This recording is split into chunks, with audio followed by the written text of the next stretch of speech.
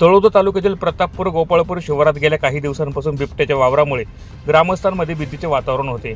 अखेर वन विभागाच्या जलद कारवाईमुळे आज सकाळी बिबट्याला यशस्वीरित्या जेरबंद करण्यात आले असून त्यामुळे पंचक्रोशीतील नागरिकांनी सुटकेचा निश्वास सोडला आहे। गेल्या आठवड्यात शेतकऱ्यांना बिबट्याचे दर्शन झाल्याची माहिती वन विभागाला दिली होती। त्यानंतर प्रतापपूरचे सरपंच पंकज पावरा यांच्या ऊसाच्या शेतात पिंजरा लावण्यात आला। अखेर रात्रीच्या वेळी बिबट्या पिंजऱ्यात अडकला। सकाळी वन अधिकाऱ्यांनी घटनास्थळी पोहोचून त्याला सुरक्षितपणे ताब्यात घेतले। सुमारे 3 ते 4 वर्षांचा असलेला हा बिबट्या पूर्णपणे निरोगी असल्याचे वन अधिकाऱ्यांनी सांगितले।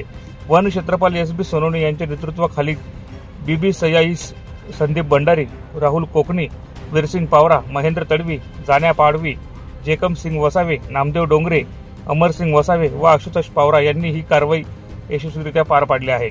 शेतकऱ्यांना रात्री शेतात जाणे टाळावे लागत होते, मात्र बिबट्या पकडल्याने ग्रामस्थांना आता दिलासा मिळाला आहे। ही घटना मानव वन्यजीव संघर्षाचे वाढते प्रमाण दर्शवते। वन विभागाने नागरिकांना सतर्क राहण्याचे व कोणतीही माहिती तात्काळ कळवण्याचे आवाहन केले आहे।